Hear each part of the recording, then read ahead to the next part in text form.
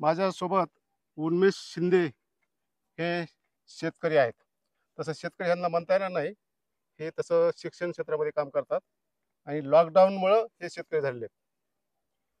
छत्रपती संभाजीनगरच्या शहरापासून जवळच ते त्यांची शेती आहे आणि या शेतामध्ये त्यांनी चिंचेच्या बाबतीत एक अफलातून असा प्रयोग केलेला आहे. शिंदे साहेब, तुमची ही 384 चिंचेची झाड आहेत. 384 384. आता सगळी जी चिंच आहे ती पक्व झालेली म्हणजे आता ती झोडायला आलेली, हो, काढायला आलेली. चिंच आता ही 2-4 झाडं मला अशी दिसतात की याच्यावर फुलं दिसतात. कशा पण दिसतात. हा एक नवीन प्रयोग करायचा ठरवला. चिंच जे आहे हिला मार्केटमध्ये सर्वांची जेव्हा चिंच येते तेव्हा त्याला किंमत कमी असते, कारण की सर्वांचा माल आलेला असतो आणि त्यामुळे भाव पडलेले असतात. तर अजून लवकर कशी चिंच घेता येईल म्हणून आपण याला 26 जानेवारीला याला मागच्या वर्षी चिंच आलेली नव्हती, त्यामुळे ह्या 3-4 झाडांवरती आपण प्रयोग केला की 26 जानेवारीला याची पूर्ण पानगळ करून घेतली. काही झोडण्याचा प्रयत्न केला पण माणसं आजकाल मिळत नाही, म्हणून रासायनिक द्रव्याची फवारणी करून घेतली आणि पूर्ण पानगळ करून घेतली. रासायनिक द्रव्याची पद्धत ज्याला आपण इथ्रेल म्हणतो, ते डाळिंबामध्ये पान झडकण्यासाठी. हो, पान झडकण्यासाठी वापरतो. तो आम्ही चिंचेमध्ये वापरला आणि पानगळ झाल्यानंतर फेब्रुवारी मार्च मध्ये रेक्स पिरियड झाल्यानंतर 15 मार्चला याला पालव्यांसोबत फुलांची पण सेटिंग होण्यासाठी योग्य काळ मिळाला, म्हणून पालवी सोबत फुलंही आले आणि फुलांचा जो आपल्याला पाहिजे फुलाचं रूपांतर फळात झालं पाहिजे त्यासाठी पण मधमाशीच्या पेट्या आण, हे आण, कारण निसर्गाचं चक्र आहे. कारण की इतक्या मोठ्या टेम्परेचर नॅचरली दिसतात, हे नॅचरली मधमाशा दिसतात. हो, तर हा एक नवीन प्रयोग केला की बाबा आफ्टर जी चिंच आहे लवकरात लवकर मार्केटला. आता ही चिंच तुमची कधी येईल?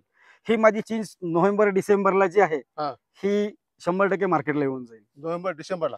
आणि आपली जी आपण ही चिंचा जी आपण विकतो ना, त्या वाळलेल्या फोडलेल्या चिंचा विकतो आणि साधारणतः मार्च-एप्रिल मध्ये त्या झाडाचं आपण झोडपून हे करतो, झोडपून खाली पाडतो आणि त्यानंतर त्याचं वरचं टर्फल काढून त्याचं चिंचोके काढून त्याचे गोळे बनवून आपण ते विकतो. ही कॉमन प्रॅक्टिस आहे. मग आता त्या चिंचेला फ्लोरा कधी येतो?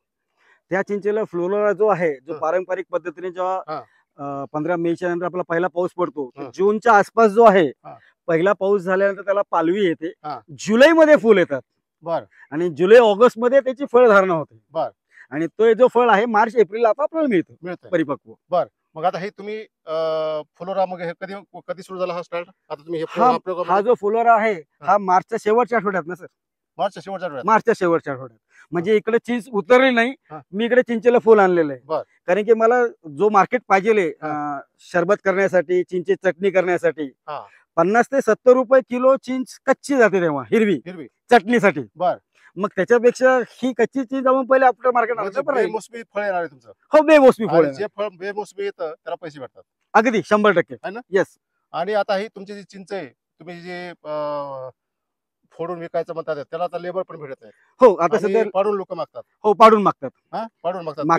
मागच्या वर्षी फोडण्यासाठी मी 35 ते 40 रुपये देत होतो 5 किलोला, आता 50 रुपये मागतायत. बापरे. पण तरीही मी द्यायला तयार आहे. पण लोक जे आहेत ते काम करायला नाही तयार, जोडायलाच मिळत नाही. जोडायलाच मिळत नाही. बरेचसे बाहेरून येतात लोक. अगदी अगदी. आजची जी तारीख आहे ती आहे 27 मार्च 2024 आणि 27 मार्च 2024 ला यांच्या चिंचेवर शिंदे यांनी फ्लोरा आणलेला आहे. म्हणजे हा प्रयोग एकदम नवीनच प्रयोग आहे आणि हा जर सक्सेस झाला तर निश्चित जे चिंच उत्पादक आहेत त्यांना बेमोसमी चिंचेचे चांगले पैसे होणार आहे. हे जे तुमचं चिंच आहे, आता बेमोसमी तुम्ही फ्लोरा आणला त्याला, तर तुमचा हा प्राथमिक प्रयोग आहे किती झाडावर केलेला आहे? हा मी एक साधारण 4 झाडावर केलेला आहे. सध्या 2 झाडांवरती फ्लॉवरिंग स्टेज वरती चिंच आहे. आपली हिमायत बागेतली 263 वाण आहे. त्याच्यावर आपण ते प्रयोग केलाय. म्हणजे आता तुम्ही पुढल्या वर्षी आणखी झाडं वाढवणार आहे? हो, माझ्या 384 झाडापैकी मी 150 झाडावर हा प्रयोग करेन. की 2026 ला जो आहे चिंच आफ्टर कशी पहिले येईल. अगर मी याच्यात सक्सेस झालो आणि ही चिंचेला पैसे माझ्या हातात आले तर मी बाकीच्या झाडांवरती 100% प्रयोग करेल.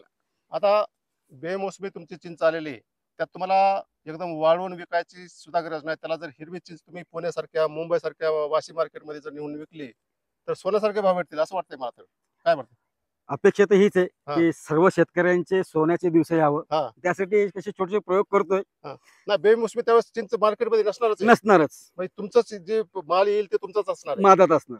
त्यामुळे हा प्रयोग जर तुमचा सक्सेस झाला तर निश्चितच याचे पैसे होणार आहे. हो, ज्या ज्या शेतकऱ्यांच्या बंधाऱ्यावर असलेले झाड आहेत हा. की ते 2,000 10,000ला व्यापाऱ्याला देऊन टाकतात, हा. तर ते 100% लाखात कमवतील, 100% गॅरंटी. पण आता तुमचं हे चिंचचे जे झाड आहे ते झाड खुजी येतं, उंच आहेत. जर मोठं झाड असेल तर मग त्याला इथरल फवारणी करणं हे करणं कसे होईल? नाही, आता काय झालंय की आता जुनी परंपरातून आम्ही नवीन आधुनिकडे चाललोय. हा. आता तुम्ही बघत असाल की मोठ्या झाडावरती आज ड्रोननी फवारणी करावं लागते. हा. आणि ड्रोनची कॉन्ट्रॅक्ट झालाय माझा. माझ्याकडे स्वतःच बटरफ्लाय आहे. बर. पण बटरफ्लायचा पण जो आहे फवारणी वरपर्यंत जात नाही. बर. पण चिंचेला कीडच लागू नये तर हा. ते आपण त्याची विरळणी केली तर सूर्यप्रकाश पूर्ण आत गेला. म्हणजे फांद्या तोडायच्या मधल्या मधल्या जो स्टंप आहे तो हा. अगर आपण काढला, मोकळा केला, सूर्यप्रकाश मिळतो. सूर्यप्रकाश मिळेल हा. आणि तो खर्च फवारणीचा आपल्या सगळ्यांचा वाचेल. आता कृषी शास्त्रज्ञ पण सांगतात की ज्या चिंचाला चोहो बाजूने चांगला सूर्यप्रकाश मिळतो हो. तिथंच फुलं लागतात, तिथंच फळं लागतात. आणि जर चिंच एकदम गच्च असेल म्हणजे फांद्या एकमेकांमध्ये मिसळल्या असतील तर त्या चिंचेमध्ये चिंचा कमी लागतात. त्याचा अर्थ आहे की तिथं ऊन घुसत नाही, सूर्यप्रकाश मिळत नाही. तर मग त्यासाठी तुम्ही काय करताय? सर्वात पहिले चिंच जे आहे हा. हे अगर आपल्या कंट्रोलिंग मध्ये ठेवायचं असेल हा. तर त्याची विरळणी केली पाहिजे. त्याचे जे मधले स्टम्प्स आहेत, फांद्या, की ज्या फांद्याचा आपल्याला उपयोग नाहीये, हा. तर ते कट केले तर सूर्यप्रकाश जो आहे तो पूर्ण खोडापर्यंत येईल. हा. आणि खोडांपासून जे अन्न घटक तयार होईल पानांपासून, हा. तर त्या क्वालिटीच्या चिंचेला ते अन्न घटक पुरतील. बरोबर. त्याच्यामुळे चिंच विरळणी करणं गरजेचं आहे. मी बरं. कटिंग नका करू म्हणतो, बरं. त्याची आतमध्ये सूर्यप्रकाश पोहोचला गेला पाहिजे. बरं, ती मला एक विचारायचं राहिलं की तुम्ही इथ्रेल मारलं हो. त्याच्यामुळे पानगळ झाली. हो. पण तू इथ्रेलचं प्रमाण फार झालं 15 लिटरच्या टाकीला जे आहे हा. आपण हे 1 ml वापरलेलं आहे. 5 ml 5 ml कमी प्रमाण.